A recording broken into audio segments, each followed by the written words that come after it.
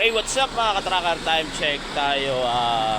Alas 8:12 mga katracker. Araw ng Huwebes. Mga katracker. So ito, may panibago tayong activity ngayon mga katracker. Bale, maglilipat kami ng equipment mga katracker.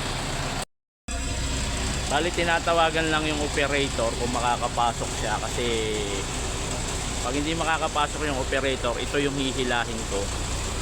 So para ako na yung magsasampa ng bako. Kasi pag dito, nininervyos ako pag ako dyan pag yan ang hila ko Kasi sa likod dadaan. Titingala yung bako. Pagka ganun, natatakot ako pagka ganun. Samantalang ito, yan lang yung sasampahan niya, mababa lang. Bali, tiyatawagan pa yung operator. Pagka okay, ito yung hihilahin namin. Pagka hindi siya makakapasok. Pero pagpapasok siya, hindi ito. So yun, bali, update ko na lang kayo mamaya sa magiging activity namin ngayong maghapon. So ito mga tracker, bali, dumating yung operator, pumasok, kaya ito yung trailer na hinila namin. Thankful kasi pumasok yung operator.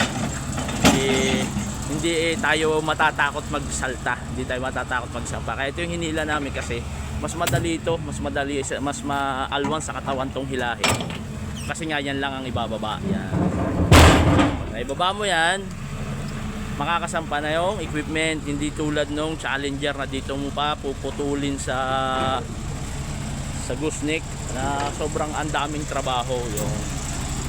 Bali, ililipat namin yan sa isa naming site, and then pag nailipat namin yan, kukunin namin yung isa naming equipment at ililipat din sa kabila.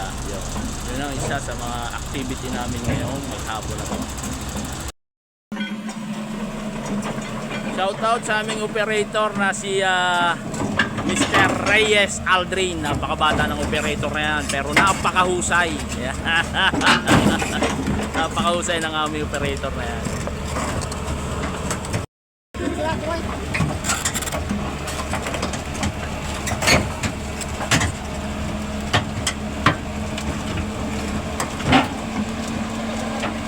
Ha? Dadalhin din? Sumunod ka na lang.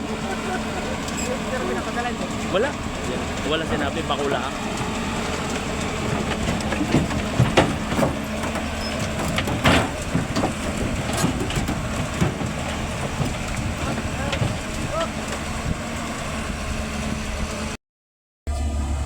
So yan, binababa na mga katracker. Ito yung isa naming activity ngayon. Binababa na. Kababa nito, pupunta na kami doon sa kabila naming project para yung isang equipment naman ang mailipat. So ang mangyayari, pinapunta ko muna yung aking partner doon. Sabi ko manghingi siya ng mura.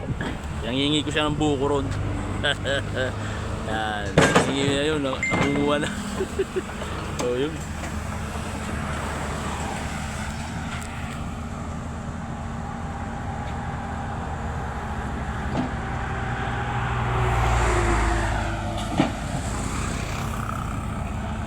smooth na smooth bumana tong bata na to. Okay na. Atasan natin yung rampa mga katracker.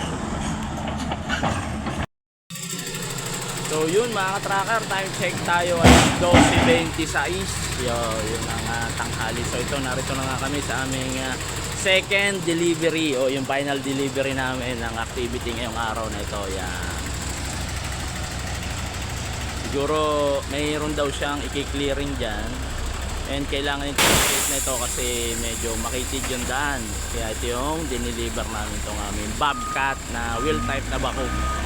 Maliit lang siya pero napakalaki ng nagagawa niya. So yun, maaga pa kami makakauwi, and thankful kasi napakaganda ng naging pag-deliver namin. Ito lang naging aberya. Thankful, sabi nga yung lagi kong paalala, ano man daw yung ating ginagawa, ano man yung ating pagkakabalahan. Basta wag na wag tayo makakalimut tumawag, magpasalamat sa lumika. Siyempre, laging kakibat niya na yung pag-iingat. And God bless po sa ating lahat. God bless the Philippines, mga katracker. Peace. So yun, pagkababa niya doon, nakakit na lang siya doon. Siya na ang bahalang umakyat doon mga katracker. Bali 4-wheel drive naman niya, kayang-kaya niya umakyat doon. So yun, job well done. Activity ngayong araw na to. Cheers.